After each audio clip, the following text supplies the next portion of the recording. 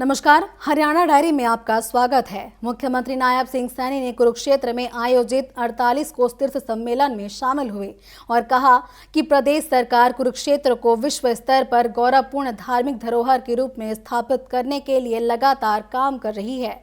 उन्होंने गीता जयंती पर शुभकामनाएं देते हुए बताया कि प्रधानमंत्री नरेंद्र मोदी के मार्गदर्शन में गीता महोत्सव अंतर्राष्ट्रीय पहचान बना चुका है और 48 कोस क्षेत्र के तीर्थों के संरक्षण व विकास को सरकार प्राथमिकता दे रही है। आइए देखते हैं इस पर हमारी एक खास रिपोर्ट। मुख्यमंत्री नायब सिंह सैनी ने सोमवार को कुरुक्षेत्र में आयोजित 48 कोस तीर्थ सम्मेलन में बतौर मुख्य अतिथि के रूप में शिरकत की। इस मौके पर गीता ज्ञान संस्थानम के अध्यक्ष स्वामी ज्ञानानंद जी महाराज के अलावा धर्म क्षेत्र कुरुक्षेत्र के विभिन्न तीर्थों के प्रतिनिधि मौजूद रहे। इससे पहले मुख्यमंत्री नायब सिंह सैनी ने कुरुक्षेत्र के 48 कोस में आने वाले तीर्थों की जानकारी देने वाली पुस्तिका का भी विमोचन किया। मुख्यमंत्री सैनी ने सभी को गीता जयंती पर शुभकामनाएं देते हुए कहा कि महाभारत काल में आज ही के दिन कुरुक्षेत्र की पावन धरा पर भगवान श्री कृष्ण जी ने अर्जुन के माध्यम से मानव मात्र को गीता का कर्मयोग का अमर संदेश दिया था। उन्होंने कहा कि धर्म क्षेत्र कुरुक्षेत्र में पिछले 17 दिनों से गीता प्रेमी सज्जन एवं श्रद्धालु 10वें अंतर्राष्ट्रीय गीता महोत्सव का आनंद ले रहे हैं। इसके अलावा भी इन दिनों पूरा हरियाणा गीतामयी है। हर जिले में गीता के स्वर गूंज रहे हैं। साथियों, ये धर्म क्षेत्र कुरुक्षेत्र पिछले 17 दिनों से गीता प्रेमी सज्जन श्रद्धालु 10वें अंतर्राष्ट्रीय गीता महोत्सव का यहां आनंद ले रहे हैं। मुख्यमंत्री ने कहा कि कर्मयोगी प्रधानमंत्री श्री नरेंद्र मोदी ने वर्ष 2014 में कुरुक्षेत्र आगमन के दौरान कहा था कि कुरुक्षेत्र को गीता स्थली के रूप में पहचान दिलाने के लिए हर संभव प्रयास किए जाएंगे।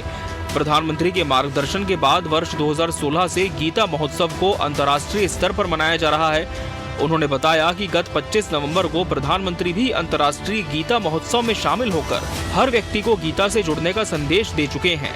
मुख्यमंत्री ने आगे कहा कि कुरुक्षेत्र के पास ज्योतिसर में जिस वट वृक्ष के नीचे भगवान श्री कृष्ण जी ने अर्जुन को गीता का उपदेश दिया था, उस स्थान के जीर्णोद्धार के लिए तत्कालीन प्रधानमंत्री स्वर्गीय श्री अटल बिहारी वाजपेयी ने स्पेशल पैकेज दिया था। और मुझे खुशी है प्रधानमंत्री जी के ही मार्गदर्शन में 2016 में गीता अंतर्राष्ट्रीय गीता जयंती महोत्सव को अब अंतर्राष्ट्रीय स्तर के ऊपर मनाया जा रहा है। ये हमारे लिए गर्व की बात है। मुख्यमंत्री नायब सिंह सैनी ने कहा कि पावन सरस्वती एवं दृष्टवती नदियों के बीच स्थित कुरुक्षेत्र की 48 कोस भूमि में 367 तीर्थ स्थल हैं। इनमें से कुछ लगभग लुप्त हो चुके हैं। हम इन तीर्थों का जीर्णोद्धार कर इनके वैभव को पुनः स्थापित करने के लिए कृत संकल्पित हैं। दहती नदियों के बीच जो ये 48 कोस भूमि पर 367 ये तीर्थ स्थल हैं। इनमें से कुछ तो लगभग लुप्त हो गए हैं। हम इन तीर्थों का जीर्णोद्धार कर इनके वैभव को पुनः स्थापित करने का हम कृत संकल्प हैं। उन्होंने कहा कि कुरुक्षेत्र विकास बोर्ड द्वारा इस समय कुरुक्षेत्र की 48 कोस की परिधि में स्थित लगभग 80 तीर्थों पर विकास कार्य चल रहे हैं। इसमें 80 करोड़ 55 लाख रुपए की राशि से 4 तीर्थ स्थलों ब्रह्म सरोवर, ज्योतिसर तीर्थ, नरकातारी, सन्निहित सरोवर का विकास शामिल है। इसके अलावा कुरुक्षेत्र शहर के इंफ्रास्ट्रक्चर का विकास कर रहे हैं ताकि यहाँ आने वाले श्रद्धालु और पर्यटक अच्छी यादें लेकर जाएं।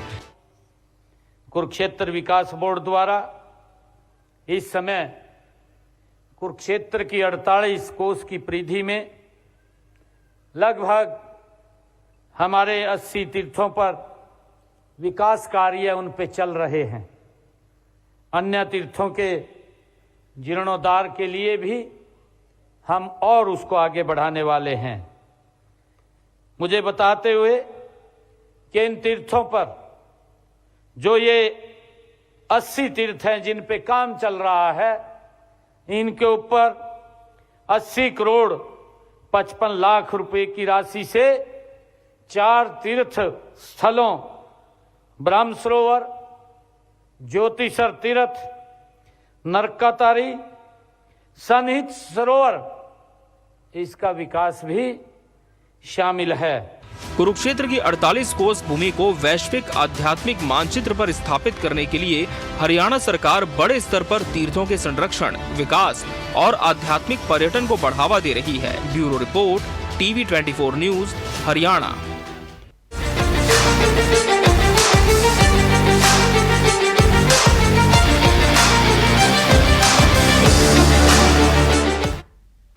और इसी के साथ आज के लिए हरियाणा डायरी में फिलहाल बस इतना ही। आप बने रहिए टीवी 24 के साथ। नमस्कार।